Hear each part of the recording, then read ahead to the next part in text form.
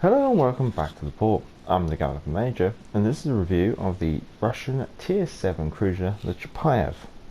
So this is a game of capture the base on land of fire, spawned on the centre, and just looking at how our team's laid out, I'm going to move out to the left flank. So once I've got myself into a reasonable position where I can go a little bit AFK, we'll have a quick look at the shipping forecast. There you go, that should do it. So, looking at the other team, Atlanta, HE Spammer, always going to be a little bit of concern there. The Krutsov, very similar to myself, so that'll be interesting. The double Jean Bar and the Iowa, not ships that I like to see, unfortunately.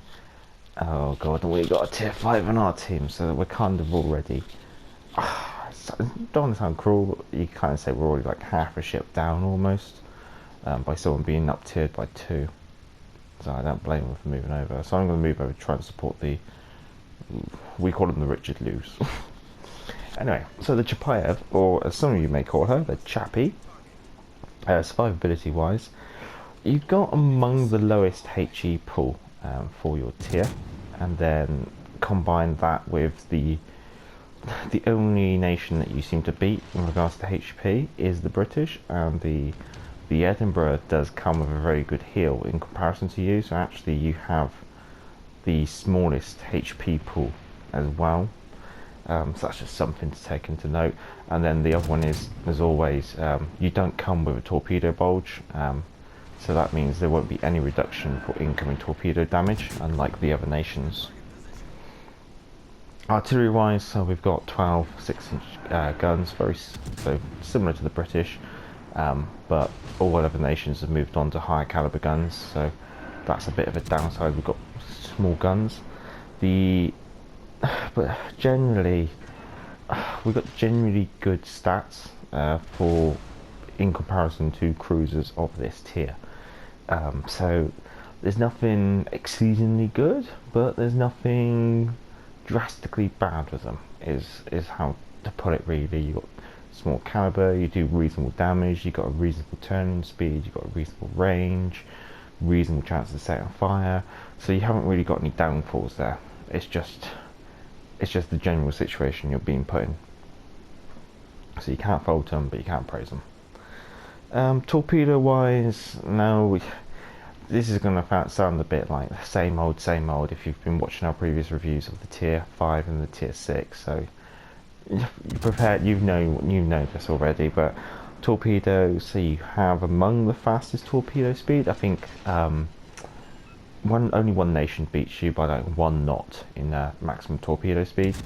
However, as always, you've got the shortest torpedo range, but this is the upside of the torpedoes. They have the highest damage output for your tier in comparison to the other cruisers, so actually when they hit, so if you have to use them, they will chunk out a good amount of HP from the enemy ship.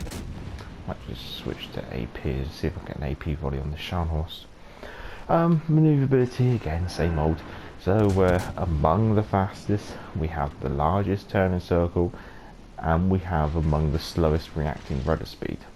Oh, we did 3,000 damage with the AP there. I might give another volley. See, I'm just aiming for the deck line. I'm going to use that repair party just to get some health back and to see if I can break off this combat. And then we're on to the concealment. So as always with the Russians, you have the among the largest, if not the largest, concealment. It all depends what you do. So just to quickly go over like the mods. So obviously I've got all the normal ship mods that you get with this ship. That's the hull upgrade. Now the hull upgrade is something to shout about. I'd say beeline for that one as soon as you can, because that gives you an additional 5,000 HP, and then just pick up the rest of the mods as you slowly grind the ship. But talking about what base mods, so obviously first of all I've gone for aiming systems, just because I want that reduced dispersion, that overall general buff to bits of the ship. I don't want to go for the main battery because I don't want to affect the DPM of the ship. However, I also don't want to go for a secondary build. For the second mod, I've gone for the steering gears for the 20% reduced steering. You could go for the propulsion mod. I could see that being justified. Then for the third mod, I've gone for the concealment systems. I think that's really what you have to do. Just because your detectability is so large, that extra 10% reduction in detectability will really help. And especially when you combine it with a camo, and it does become a bit of a highlight, which I'll come back to later. And then for the last mod, I've gone for the main battery mod. It's the one where you increase the traverse speed of your turrets, but you reduce your fire rate. So actually, what I've got is with these turrets at the moment, I can get a volley down range every 6.8 seconds, which is a good way of just maximising your DPM. Now I'm just a little bit concerned that I've got a Jean Bar over there and a Sharn Horse behind me, but I know due to my Ingenious ability, I've got just a Sharn Horse looking at me. Command-wise, I've gone for Stefan.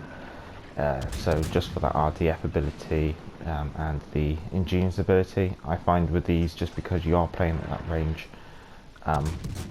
to know where the nearest enemy is can help, especially when you're hunting destroyers, and then knowing who's shooting at you from where. Well, you don't know from where, obviously that's down to, you have to try and work that out, but you can combine all this information that you're collecting into knowing, or working it out at least.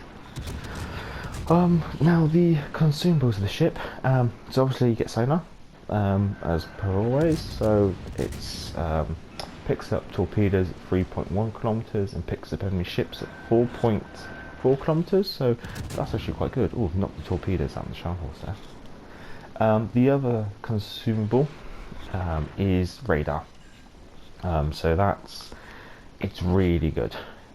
Here, you can't swap it out for anything else, so you basically have to take radar, but that radar will pick up ships at 11.7 kilometers, so something for people to bear in mind. 11.7 kilometers, so if you're in a tier 7 destroyer, you really don't want to be anywhere near these. Now that Sharn Horse has done that, so I think I might try and turn the tables, but this could hurt. Now that radar also lasts for 20 seconds, so that's a lot longer than say like the Americans, which are like 15 seconds. I'm still waiting for that Sharn Horse to stick a volley of AP right into my gut. Here we go. No, strange. Oh well. And then as always, as per the patch that they did a while back for the tier 7 cruisers, you do come with repair parties. Now it's nothing special in comparison to the others, so that's why I haven't really noticed anything down for it. I think it's just your usual, I want to say like 120 HP per second, so not exactly going to be making buckets of health back out of it. It's almost just a nice little way of covering some of that damage that you take from HE. So I'll just pop it off there. Now I want to try and force that Sharn Horse into doing something silly. That's it.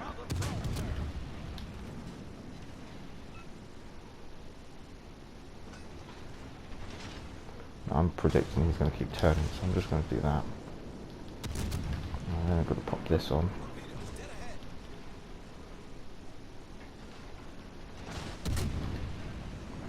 This could be interesting. Yep, that was interesting.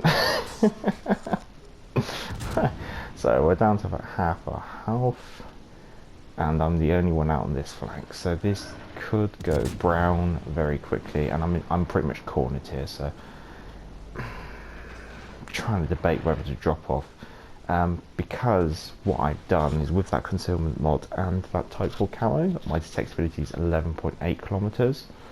So it's only 100 meters more than my radar. So this is why, if we had some tier 7 destroyers, if I get detected and I can't see anything, I can pop my my radar and I can pick it up pretty much straight away.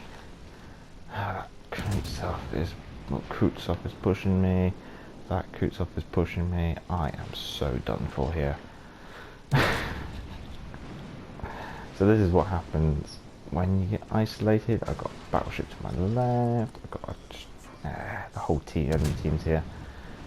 I think I am going to go down very quickly.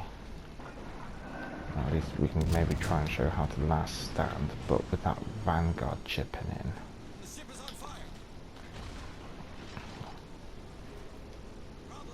I'm going to predict he's going to go there.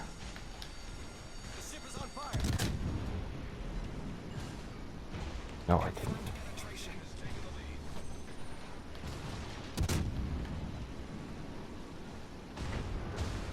This is... Have I got another one? I've got another one. I can't believe that. Well, this has been amusing. I guess that's a bit of a showcase on how to torpedo with these. You have to really predict what the enemy's going to be doing, especially in things. What the two ships I've been able to torpedo there have both been ships with large turning circles. But yeah, I'd say I got lucky with torpedoes on both of those.